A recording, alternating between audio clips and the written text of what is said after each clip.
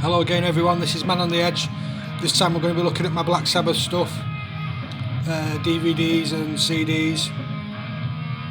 Let's get into it. This one, Black Sabbath live in Moscow.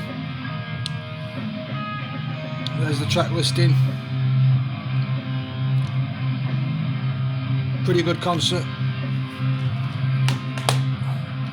Next up, Black Sabbath Story, Volume 1. There's the back, you can see what's on there. Black Sabbath Story Volume 2.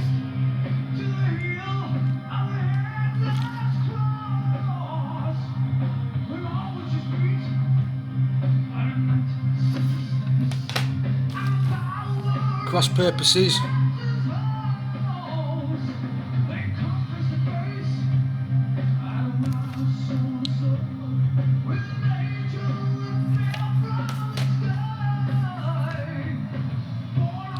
This one, it's a documentary and it's got one or two music videos. It's pretty good. Inside Black Sabbath. Some interesting interviews with Tony Iommi on here. You can get this quite cheaply. If you ever see this, it's a good buy. It's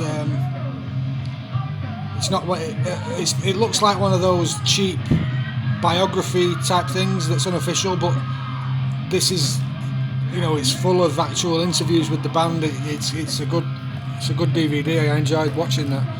I keep meaning to watch that again sometime soon. The next one, The Last Supper, the reunion gig in Birmingham.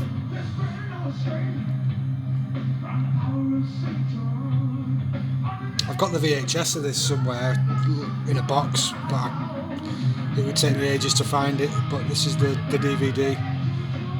I've got the CD as well. I'll be showing you that in a second. And last DVD, we've got Never Say Die. This is a concert from, I believe, 1978, I think.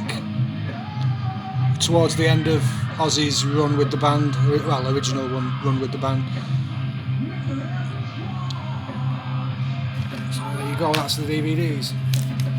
And then we start the CDs. This is TV Crimes, the CD single.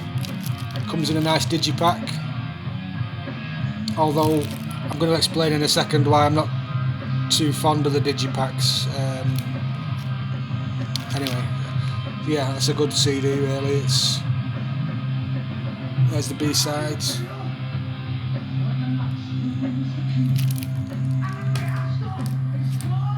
Now this is why I don't like digipacks. The spindles inside are broken and you can't replace them like you can with jewel cases. If the spindles break in a jewel case, you can just replace the tray. But with digipacks, it's glued to the cardboard, so you're stuck with it. And so yeah, I've had to put the discs in these little wallets, and it's just another reason why digipacks aren't as good as plastic jewel cases. Cardboard is probably cheaper to manufacture. It's just, I don't like digipacks as a rule. I wish everything was in plastic trays. There was nothing wrong with them. I don't know, other than costs. Must be just the reason why they've done it, to save themselves money. So anyway, that's that rant over. Master of Reality, classic Sabbath album there. Next up we've got Heaven and Hell with Dio on vocals. One of my favourite Sabbath albums, this. Children of the Sea, just a brilliant song, and Heaven and Hell obviously. This is Black Sabbath, the original debut album.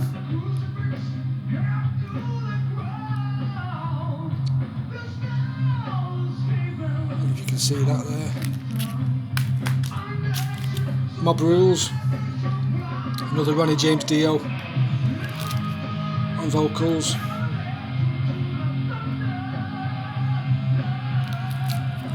I love all these albums. I don't think Sabbath have ever done an album that I didn't like.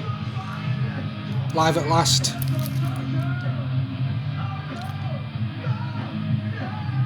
There's the track listing, you can see. Born Again, with Ian Gillan on vocals. This is probably, I mean, I like this, but I wish the production was better on it. It sounds a bit rough, the mix. I don't know whether it was, I don't think it's even been remastered. I don't know. I know there's a remastered version of this, but I haven't heard that one. I like the songs. I just wish the sound was clearer on the recording. It's okay. It just sounds a bit like a demo to me. I don't know what the deal was with that.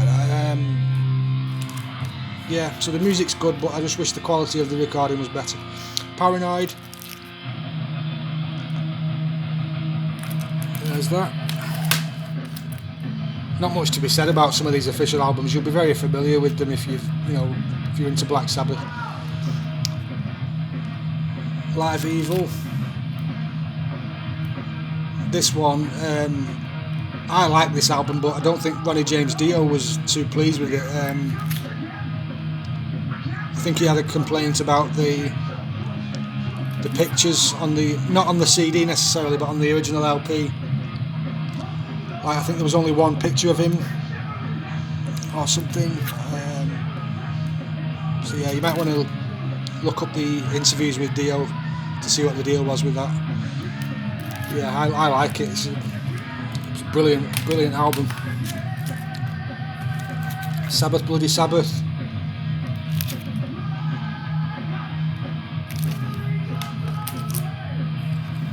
Volume 4.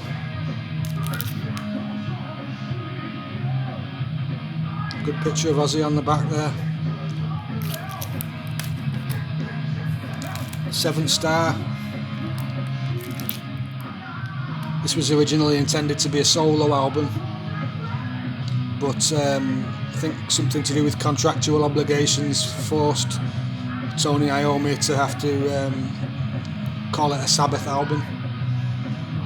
Something where they owed the record label, another album or something. But yeah, I mean, you can't go wrong with Tony Iommi. As long as he's on the guitar, it just sounds amazing. It's just, so yeah, I mean, even you could take the worst Sabbath album, and to me it's still good.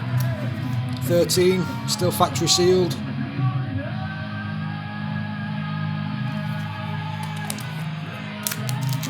This is a bootleg. This is I think New Jersey,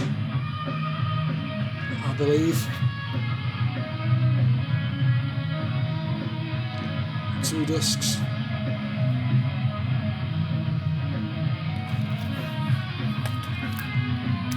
Another bootleg, Tokyo.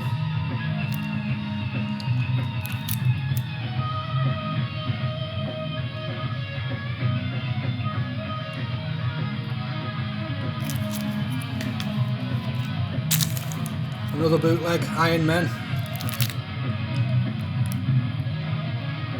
There's the track listing.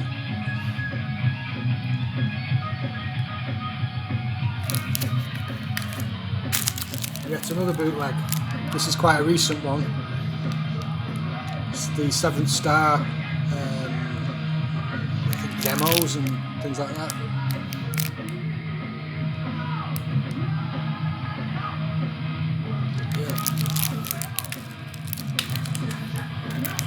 The Heaven and Hell live album.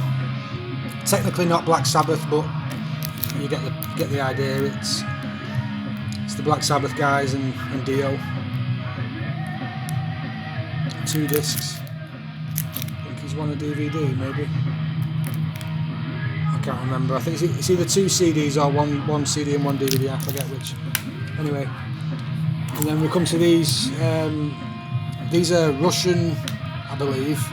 I'm not too sure if these are official. There's a bit of dispute whether these are actually officially released or not. It's 2 albums on 1 CD, and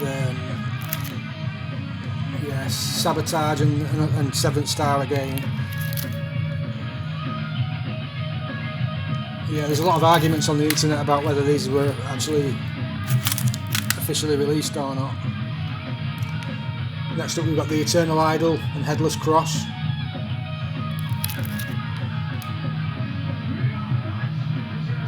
There's a story about the people on the front cover of that. I believe they had to go to hospital because the gold paint that they were covered in was actually toxic, and it made them very sick, and they had to go to hospital after the photo shoot. So there's a little story about that for you.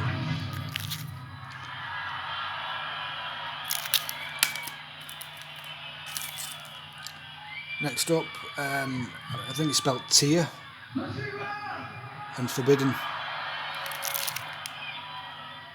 I think it's pronounced Tyr, Tyr, I'm not too sure.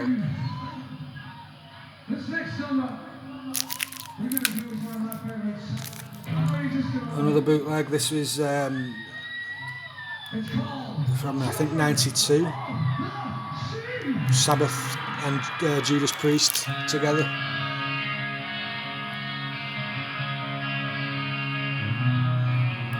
It's a good gig, that one. Cross purposes. This was ordered from Russia, so I'm not too sure if it's a bootleg or not. I think so. But it's on a factory press disc, but it's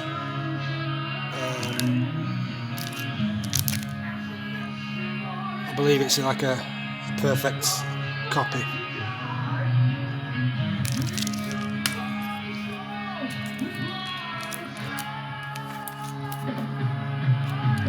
This one is probably my favourite Sabbath album, believe it or not. It's towards the end, but yeah,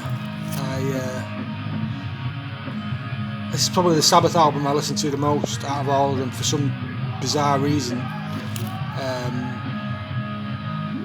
Yeah, I like the artwork, I like the songs. It's just, to me, I think this was probably the first Sabbath album I got into. It was this that got me into the band when I listened to this.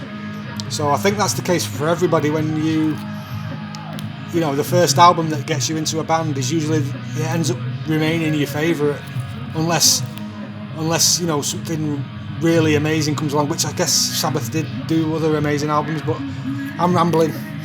It's a great album to own. And then finally, Dehumanizer. And that's it, that's all of them. Thanks for watching, see you next time, goodbye.